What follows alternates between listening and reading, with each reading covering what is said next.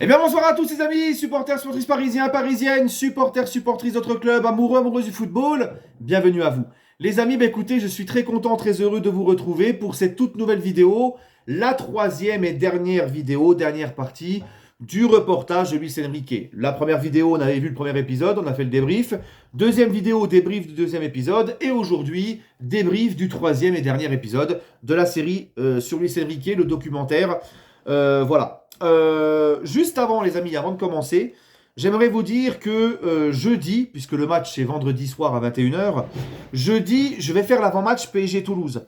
Donc, je fais appel à vous. Je vous mets mes réseaux sociaux en commentaire épinglé pour ceux qui ne me suivent pas encore sur les réseaux sociaux. Vous m'envoyez un petit message sur Insta ou sur Snap si vous connaissez un supporter de Toulouse qui serait chaud pour faire l'avis du supporter adverse dans mon avant-match. Voilà. Hein, alors, pas forcément obligatoirement un mec à YouTube ou TikTok. Hein, même un supporter comme ça. C'est pas obligé un gars de YouTube ou TikTok. Donc, moi, je prends n'importe quel. Moi, du moment que le mec, il est supporter du club adverse, voilà. Donc, parce que j'en cherche un Toulousain. Donc, ou s'il y a carrément un supporter de Toulouse qui voit cette vidéo, bah, lui aussi, il m'envoie un message directement. Bref, les amis, on en apprend beaucoup encore dans ce dernier épisode. Ce dernier épisode qui est axé sur le match exceptionnel à Barcelone, hein, victoire 4-1 du PSG, et le match, malheureusement, les deux confrontations en demi-finale contre le Borussia. Je vais y arriver.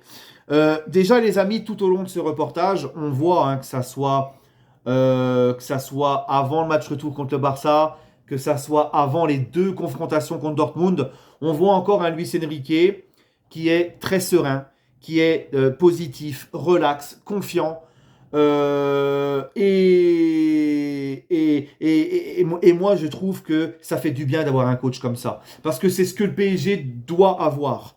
Parce que nous, on le sait, on a beaucoup de problèmes hein, ces dernières années en Ligue des Champions, avec le syndrome de la Ligue des Champions, comme je dis souvent, le string jaune pisse, marron merde derrière, jaune pisse devant, marron merde derrière. Donc d'avoir un coach comme ça qui transmet cette sérénité, cette confiance, cette tranquillité à son groupe, ça c'est une très bonne chose. Hein. D'ailleurs, c'est ce que j'avais dit quand je parlais du Real avec Ancelotti, qu'à chaque fois, Ancelotti, il arrive à imprégner son calme et sa sérénité, sa confiance, et qu'à chaque fois, le Real retournait les situations. Rappelez-vous, la Ligue des Champions en 2021, etc. Bref, donc c'est important d'avoir un coach comme ça, vraiment, surtout au Paris Saint-Germain, sur ce qu'on voit les dernières années. Après, comme dit Luis Enrique, c'est pas parce que tu vas préparer ton équipe mentalement, tactiquement, etc., que tu vas gagner le football. Et en finale, il n'y en a qu'un qui gagne. Et puis, bah, tu peux pas toujours gagner, même si tout est bien préparé. Et on le voit, et on va le voir. C'est ce qu'on a vu face à Dortmund. Voilà. D'accord. Mais là, face à Barcelone, là, tu vois, ça me fait plaisir d'en parler parce que, rappelez-vous ce que je disais dans le débrief face au Barça et ce que je disais après, je crois, j'avais fait une vidéo pour les mauvaises langues qui ne s'arrêtait qu'à dire oui, oh bah c'était facile, c'était de la chance. À 11 contre 10, tout est beaucoup plus facile. Et moi, je vous disais, ne vous arrêtez pas qu'à là.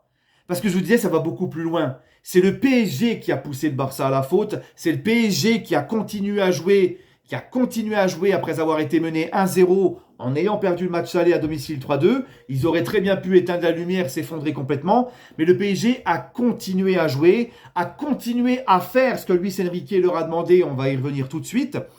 Et c'est le PSG, et on va y revenir aussi tout de suite, qui a poussé Araujo à la faute et qui a poussé Araujo au carton rouge. Tout ça a été préparé par Luis Enrique, tactiquement, dans son discours, etc.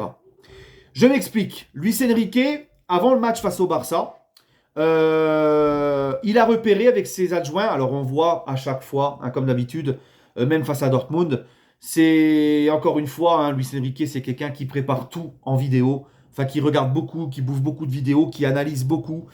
Et encore une fois, comme j'ai dit dans l'épisode 2 par rapport aux propos de certains médias comme Riolo par exemple, qui disent que oh, bah, Luis Enrique il fait des compos et des machins et des schémas tactiques que parce qu'il a envie de montrer qu'il est meilleur, que c'est un génie, et parce qu'il a envie de faire fermer la gueule aux journalistes. Non, c'est vraiment travaillé, on le voit tout au long du reportage. Il ne fait pas ça comme ça à l'aveuglette en se levant le matin. Tout est calculé, tout est analysé. Bref, donc il a remarqué avec ses collègues, avec ses adjoints, pardon, plutôt. Oui, collègues, adjoints, c'est pareil, de toute façon. Il a remarqué avec son staff que Araujo, et il en parle, hein, il le dit même aux joueurs, que Araujo était un très grand défenseur, un très très bon joueur, mais que les lacunes d'Araujo, c'était la relance. Et Luis Enrique a demandé à ses joueurs de laisser la relance à Araujo. C'est-à-dire, il a demandé à ses joueurs de presser les autres joueurs de façon à ce que, et à laisser Araujo tranquillement balle au pied et le laisser tranquillement relancer. Tout ça, c'était voulu, et on revoit les images tout au long du reportage. C'est flagrant quand tu revois les images. Il y avait une envie, tous les autres étaient pressés, tous les autres étaient pris. Il y avait donc l'envie de laisser Araujo à la relance. Et qu'est-ce qui se passe au moment du carton rouge? Je le rappelle, le PSG à ce moment-là est mené 1-0. Ils ont perdu le match aller 3-2. Donc le PSG peut très bien éteindre la lumière après le premier but, s'effondrer complètement et c'est terminé. Mais le PSG a continué à respecter ce qu'a dit Luis Enrique. D'ailleurs, Luis Enrique leur dit, si vous prenez un but, continuez à jouer et à demander et à faire ce que je vous demande. Et c'est ce qu'ont fait les joueurs du PSG. Et le carton rouge d'Araujo, il vient d'où? Il vient de quoi? Justement, puisque le but de laisser le ballon à Araujo et de le laisser relancer, Luis Enrique, dans sa tête, dans son intention, c'était que Araujo fasse une connerie. De pousser le Barça à la faute. Une connerie, une mauvaise relance qui va laisser le joueur devant le but, laisser partir le joueur devant le but, une mauvaise relance pour vite récupérer le ballon, etc. Bref, et c'est exactement ce qui s'est passé. Le carton rouge d'Araujo, c'est Araujo qui prend son temps, qui a le temps, puisqu'on le laisse du côté du PSG prendre son temps. Il fait une mauvaise relance. Les joueurs du PSG reprennent le ballon. Ils envoient Barcola dans la profondeur. Araujo le fauche. Dernier défenseur, carton rouge et c'est terminé. Donc tu vois ça là. Tout ça, ça a été tactiquement préparé par Luis Enrique. Donc venir dire que ce n'est que de la chance et que c'est beaucoup plus facile à 11 contre 10 machin, les gars, moi je vous le disais. C'est le PSG qui a poussé le Barça à la faute. Et on le voit dans le reportage. C'est le PSG qui a continué à jouer et à faire ce que le coach demandait, même en encaissant le premier but, alors qu'ils auraient pu s'effondrer totalement. Et qu'à une certaine période, je pense, pas si lointaine, on ne se serait jamais remis de ce but. Et on aurait éteint la lumière. Donc oui, non, cette victoire au Barça, elle est à mettre au compte de la tactique de Luis Enrique, de ce qu'il a demandé à ses joueurs, de ce qu'il leur a demandé tactiquement, comment il les a préparés moralement, psychologiquement, et aussi de ce que les joueurs ont fait ce que lui a demandé, et qu'ils ont tout appliqué. Et rappelez-vous le discours qu'on parlait dans l'épisode 2, ce discours incroyable qu'il dit à Mbappé, quand il reproche à Mbappé de ne pas assez presser, de ne pas assez faire d'efforts. Il lui montre une image au match aller où il y a un corner du Barça. Le mec sur le corner, il envoie une longue passe en retrait dans la surface. Le joueur du Barça avance dans la surface pour récupérer le ballon. C'était une tactique sur corner. Et il frappe. Et heureusement, ça va dans... Il n'y a pas but. Mais c'était, rappelez-vous pour ceux qui ont vu l'action, c'était une occasion de but très dangereuse. Comme il lui avait dit Luis Enrique, on aurait pu prendre un but. Et le mec, s'il arrive à rentrer dans la surface et à frapper, c'est parce que Mbappé est juste devant lui. Le mec, il part dans son dos. Mbappé ne fait pas l'effort de le suivre pour essayer de l'empêcher de prendre le ballon. Et ça, Luis Enrique lui a reproché ça. Il a dit au match retour, je ne veux pas voir ça. Tu ne laisses pas le mec rentrer dans la surface. Et le quatrième et dernier but de Mbappé, on le voit dans le reportage, il démarre d'une contre-attaque, justement, sur le même corner, la même façon. Le mec, il veut rentrer dans la surface, recevoir le ballon et frapper. Et Mbappé, cette fois-ci, ne le laisse pas partir dans son dos. Il vient, il le suit et il lui prend le ballon. Voilà. Et là, Mbappé, tu vois, il a fait son match, il a fait les efforts demandés et lui aussi a appliqué les consignes. D'accord ? Donc, jusqu'au bout de A à Z, ce match, non, ce n'est pas qu'une question de c'était facile et c'est bidon à 11 contre 10. Tout a été préparé. Et comme je vous l'ai dit, aussi bien tactiquement, psychologiquement de la part du coach pour son groupe et les joueurs qui ont tout fait ce que Luis Enrique a demandé. Voilà. Ce reportage en est la preuve. Et moi, quand je le disais, ouais, mais non, mais t'es un footix, bon, bref. Maintenant, les amis, on va revenir aussi sur ces émotions, les émotions de Luis Enrique face au Barça. Alors, il le dit, Luis Enrique. Il le dit, j'espère ne jamais revivre ça, d'affronter le Barça. Ça a été horrible. Mais on voit le professionnalisme du mec qui jusqu'au bout a bien préparé son équipe, n'a pas flanché, et que ça reste quand même malgré tout un vrai passionné de football, parce que à la fin, et d'ailleurs il montre un peu les messages sur Instagram, il y a des mecs, des supporters Barça qui lui en ont voulu pour ça, qui l'ont insulté, parce que il avait fêté, toi, il était content à la fin du match, il s'est qualifié à Barcelone, il était content. Mais bon, c'est un passionné, c'est pas comme s'il avait fêté ça au nez des supporters du Barça pour les narguer, ou s'il avait fait une déclaration, non, tu vois.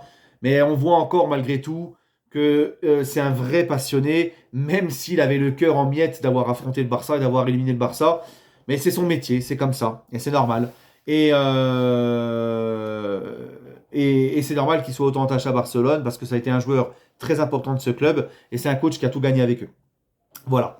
Donc, voilà les amis. Sinon, là, on va finir avec ce qui s'est passé contre Dortmund. Bah, contre Dortmund, c'est pareil. On a un Luis Enrique qui est confiant aussi bien avant le match aller qu'après le match aller et avant le match retour, où il est persuadé, il répète en boucle qu'ils vont gagner. Il est positif, il est serein, il est confiant. Il prépare aussi tactiquement le match. On voit la séquence et la scène où il dit que Hummels, sur les corners, il a tendance à beaucoup monter et il est cherché pour mettre sa tête. Et ben, on prend ce but au parc sur une tête de Hummels sur corner. Hein. Là pour le coup, contre Dortmund, pour le coup, c'est surtout les joueurs qui n'ont pas suivi les consignes de Luis Enrique. Et dans ce match, les amis, hein, et pourtant, vous voyez, il y avait Mbappé qui était là, le mec qui nous mettait 40 buts par saison. Ben là, le match contre Dortmund, j'ai l'impression de voir le PSG de cette année, depuis le début en Ligue des Champions. Un PSG qui loupe toutes leurs occasions. Un PSG qui fait je ne sais pas combien de poteaux, de barres sur l'ensemble des deux matchs. C'est une dinguerie. Pour moi, ce match, comme on dit, c'est une anomalie statistique. C'est incroyable. Normalement, ce match, tu dois passer. Tu dois aller en finale. Mais encore une fois, comme le dit Luis Enrique, c'est le football. Et le football n'est pas une science exacte. Tu peux préparer comme tu veux tes joueurs tactiquement, mentalement, psychologiquement et tout. Ben, le football, c'est le football. C'est comme ça. Tu vois. Et oui, moi je suis comme Luis Enrique, je pense que c'est la meilleure équipe, c'est pas la meilleure équipe qui a gagné. On a eu un nombre incalculable d'occasions, mais on n'a pas, on a tout loupé. Et c'est à l'image du PSG de cette année. Voilà, depuis le début de la saison, c'est ce qui nous arrive en Ligue des Champions. Donc encore une fois, je vais me répéter et je vais finir par ça. Mais pour moi, c'est pas une question de tactique, c'est pas une question de compo, c'est pas une question d'animation, tout ça comme beaucoup veulent le faire croire et s'en prennent à Luis Enrique. C'est une question d'adresse devant les cages. C'est une question de confiance aussi, je pense. Peut-être que depuis ce fameux match aller contre Dortmund, et ça continue cette année, peut-être qu'ils sont pas en confiance en Ligue des Champions mentalement. Je ne sais pas, mais il va falloir vite remédier à ça. Mais quand tu as autant d'occasions, devant le but, ce n'est pas un problème d'animation, de tactique ou quoi. Problème de tactique, c'est s'il n'y a pas de jeu, il ne se passe rien et tu n'as pas d'occasion. Là, tu as je ne sais pas combien d'occasions contre Dortmund. Et pareil, depuis le début de la saison en Ligue des Champions cette année, je crois qu'on est l'équipe qui se crée le plus d'occasions. Mais c'est une dinguerie. On fait 40 000 poteaux, on loupe tout. Bref, voilà. Bon, les amis, sur ce, bah, en tout cas, ce reportage aura été vraiment excellent. J'ai beaucoup aimé. Et voilà, les amis, j'ai beaucoup aimé faire le débrief de ce reportage avec vous. Et ce reportage me conforte à dire qu'on doit laisser du temps à Luis Enrique, que c'est vraiment pour moi l'homme qu'il faut dans ce Paris Saint-Germain-là, même si ça prend du temps, même si on ne remplit pas encore les objectifs. Bref, allez, sur ce, prenez soin de vous les amis, et toujours et encore, allez Paris.